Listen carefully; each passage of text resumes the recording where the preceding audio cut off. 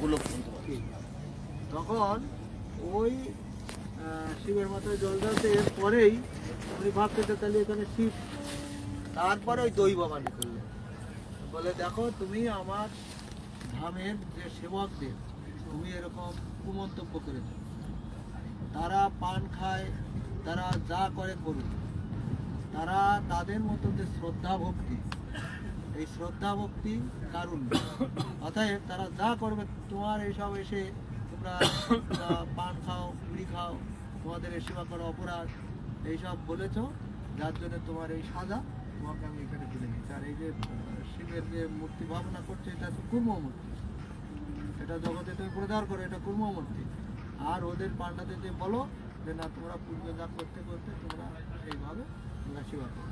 আর এদের যে সেবা বন্ধ করে দিলেন, আর পান্ডারা তো সব ধর্ণা দিল জগন্নাথ, হে জগন্নাথ আমরা তাহলে আমাদের তোমার সেবা করতে পারবো না, তাহলে আমরা কি করে আমাদের চলবে, আমরা তোমাকে ছাড়া থাকবো না, তোমাকে ছাড়া পারবো না থাকতে। তাদের যে প্রীতি শ্রদ্ধা ভক্তিতে ভগবান জগন্নাথ বসিত হয়ে পুনরায় আবার তাদের পান খায়। এই জন্য ওরা তারা পান খাবে, জানো তো?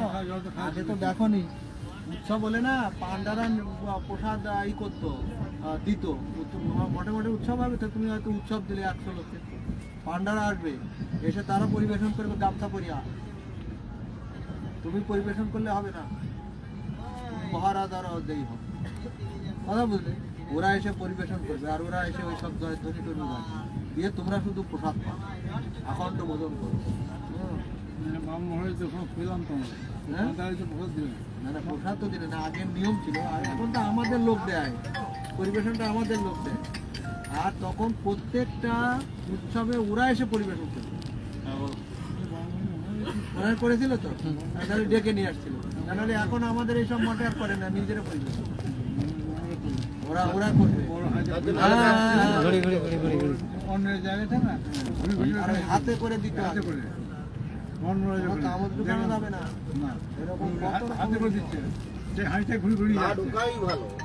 তারপরে জগন্নাথের প্রসাদ আবার কেউ যদি ফেলে দিয়েছে তার রক্ষা নেই, গালাগালি আর তার মা আসতে যাবে, অল্প নিতে হবে, যা খাবে না, যত খাবে না, বেশি খেতেও পারে না কেউ, এইটুকু খেলি পেট ভরে। বাড়িতে ডবল তিন হয়, এত অন্য আর জগন্নাথের ওই আনন্দবাজারকে হাত পাততে হয়। সঙ্গে কি কথা হয়েছে? আমি যে গুরুমারের সঙ্গে গেছি, দিয়ে ওই না টাকা দিয়ে নিতে গেছে, গুরুমার ধুমকে দিলেন তাকে ভিক্ষা করা। আমি করেছি, প্রথম দিন করেন, তৃতীয় দিন হাত পেতেছি, ও মহারাজ ও মহারাজ আসুন, মাধুপুরি আগে ভিক্ষা করা, পয়সা দিয়ে কিনবে। গাড়ির ব্যবস্থাটা কথা কি বলবো?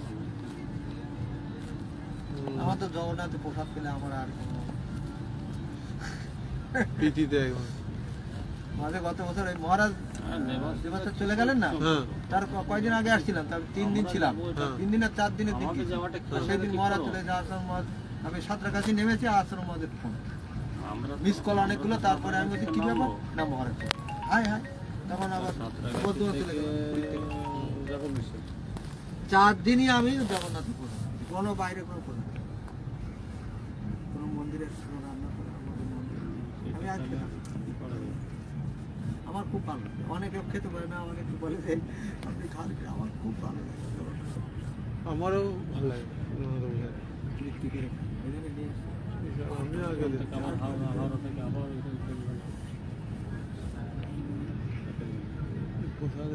এই একটা কত রকম ভোগ, আমি জগন্নাথের সিঙ্গারা, তুমি না না, তুমি যদি রাত্রির বেলায়, রাত্রে লাস্টে যে শীতল ভোগ হয় না, ওকে শীতল ভোগ সোনার থালায় হয়, ওটাও দেখেছি আমরা, দেখেছো? হ্যাঁ, মানে এই এত বড় একটা সোনার থালা, জগন্নাথ দেবের চরণ আছে, এর মোটা মোটা বালা আছে, ওটা সেই গুরু মহারাজের সঙ্গে এসেছিলাম তখন, বহু পূর্বে গুরু মহারাজ দেখিয়েছিলেন, ওই উঁচুটাতে থাকে, জগন্নাথ মন্দিরের ডান দিকে উঁচুটাতে থাকে, গুরু মহারাজ দেখিয়েছিলেন, তখন এত ব্যারিকেড ছিল না, সোনার থালায় ভোগটা দেখেছো? না থালার ভোগটা দেখিনি, ওই রান্না করা থালাটা দেখেছি।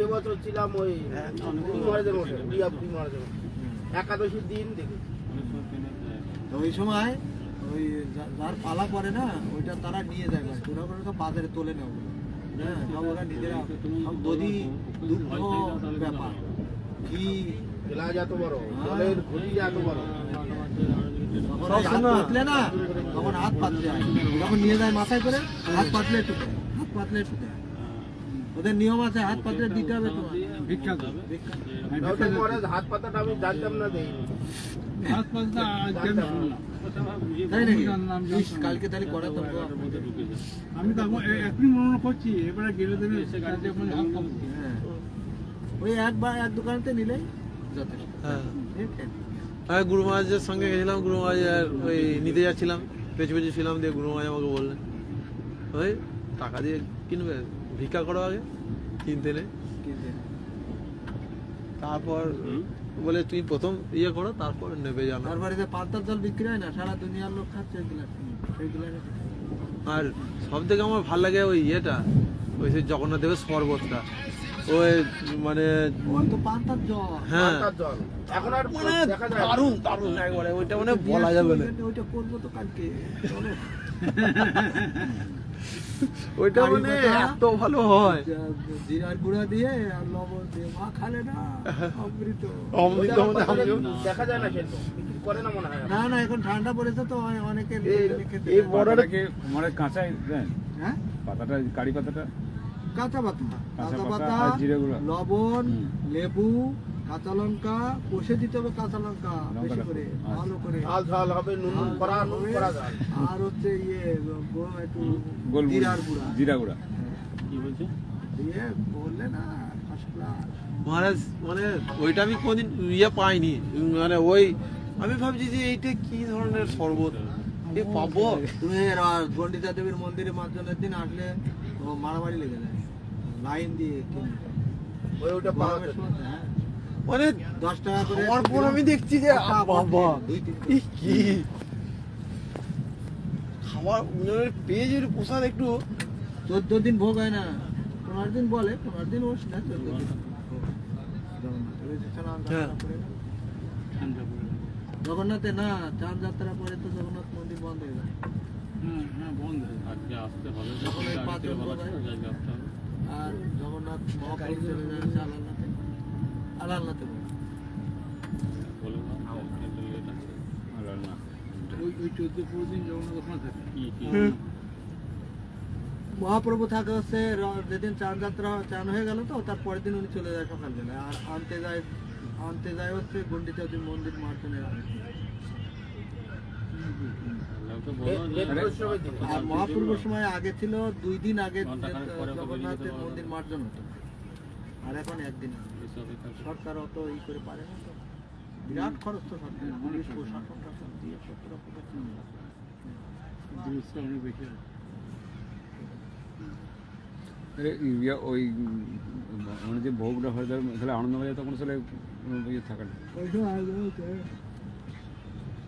তোমার পালা পড়েছে তো তুমি তার ঘর নিবে, সব দামি দামি পোশাক শীতল। 14 দিন তাহলে 14 দিন যেটা প্রসাদ ভোগটা কোথায় হয় না, হয়? দিনের ভোগটা। আলালনাথে।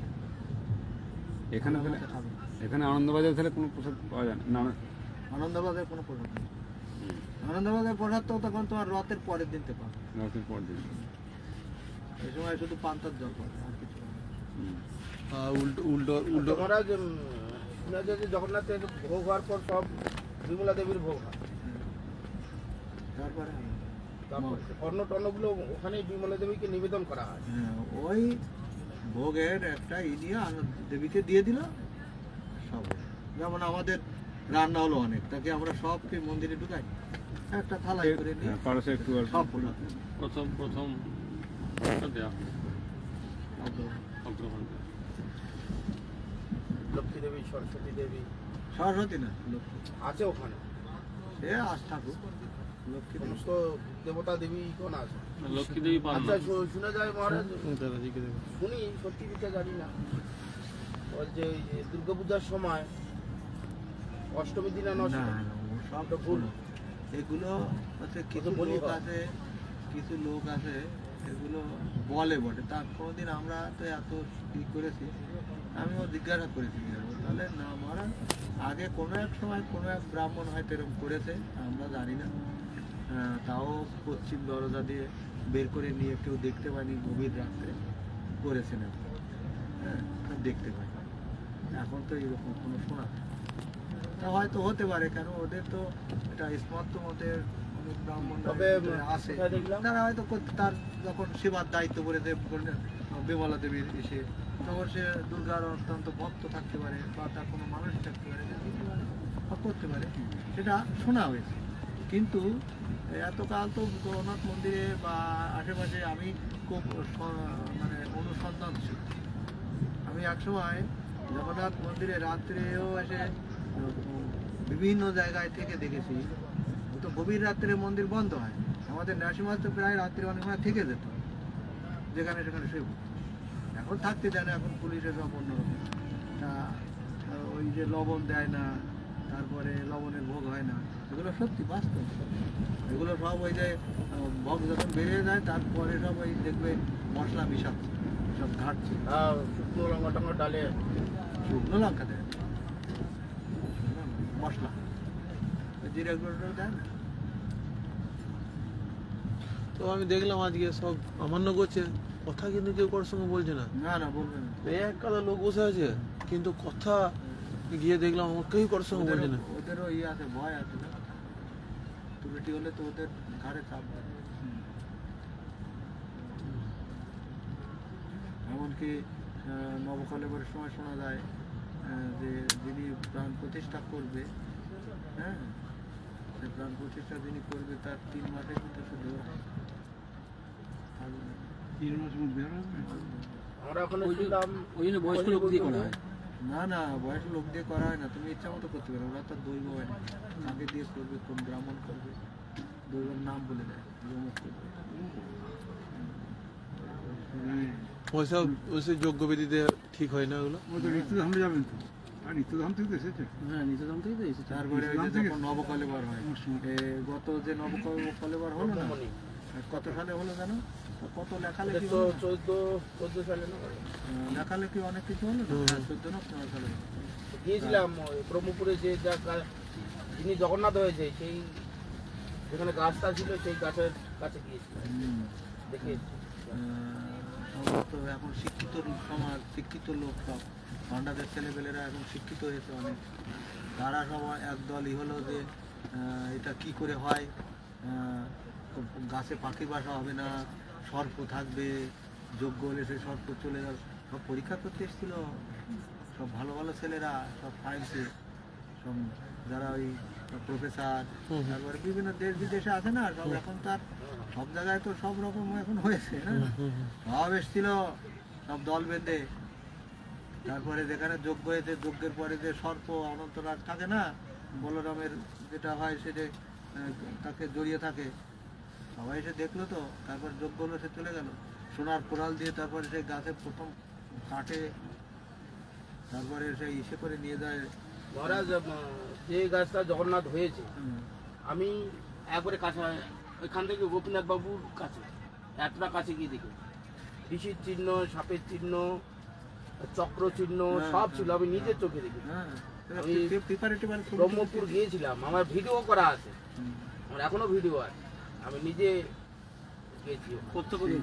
হ্যাঁ, গোপীনাথ বাবুর ওখানে গাছ আর এতটা বেশি, এতটা তো তারপরে ভিডিও করা আছে। যে গাড়িতে নিয়ে যাবে গোটা গাড়ি সেই ঠেলে রকম ঠেলে পুষ্প বর্ষণ করতে করতে নিয়ে যাবে। হ্যাঁ, নিয়ম যে সে আর একটা গাড়িতে বড় ঘটনা মহারাজ, সেই সময় খুব লেখালেখি হচ্ছিল যে কোনো এক ভক্ত গাছটা কাটার পর নিয়ম ছিল ওখানে ক্রেন দিয়ে মাটিটা তুলে একটা পাতাও বাইরে থাকবে না, সব পাতা ওখানে গর্তে ফেলে মাটি চাপা দিয়ে সমাধি ওখানে দিতে। মন্দির হবে। আমরা ওখানে শুনে এসেছি এই যতটা জগন্নাথের মূর্তি হবে ততটুকু কাঠটা নেবে, আর বাকি সব এখানে গর্ত করে সব ওই সমাধি দেওয়া হবে, ওই সমাধির উপরে একটা মন্দির করে দেবে সরকার। আর যে বাড়িটা হয়েছে দেখলো একটা বড় উঠোন, মানে ধান ঝাড়া উঠোন, সামনে বাড়ি সাধারণ মাটির বাড়ি, আর খড়ের চাল, তার একটা ধান মানে ঝাড়া যে ইয়ে হয় না, উঠোন হয় না বাড়ির খোলা, সেখানে গাছটা খামার বড় হবে। খামার, হ্যাঁ এত বড় গাছ। গাছটা মানে গোড়া থেকে ডালপালা পর্যন্ত 20 ফুট না হলে 15 ফুট হবে, একটুকু বাঁকা নেই, একবারে অবিকল চক্র চিহ্ন একবার পরিষ্কার বোঝা যাচ্ছে, সাপের চিহ্ন এরকম পরিষ্কার বোঝা যায়, একদম ঋষি এইভাবে পা নিয়ে বসে আছে। ভিডিও সার্চিং করলে এখনো পাবেন, ঠিক এইরকম বসার চিহ্ন আছে এইরকম। সবাই বলতো, আমি হঠাৎ শুনে বর্ধমান থেকে 4-5 জন মিলে আমরা তৎকাল টিকিট কেটে পুরী থেকে ব্রহ্মপুর গেলাম। লাইন ধরে ধরে ধরে কাছে গেলাম, একবারে গোপীনাথ বাবু ওখানে গাছটা আর আমরা এখানে একটা ব্যারিকেড দেওয়া আছে, সবাই ঘুরে ঘুরে ঘুরে দর্শন করলাম। ভিডিও আমার এখনো আছে, তখন এই মোবাইলে আসিনি, তখন ওই কোডাক ক্যামেরাতে তোলা আছে, সব দেখে এলাম। তারপরে বলরামের যেখানে গাছটা হয়েছে সেখানে সন্ধান পেলাম।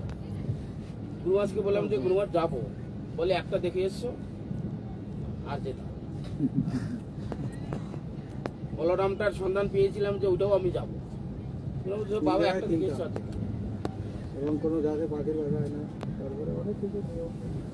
না ওই কাঠ হ্যাঁ, ওই যেটা কথা বলতে গিয়ে ভুলে গেলাম। তো এক ভক্ত এসছে, এখন গাছটাকে যখন এইটুকু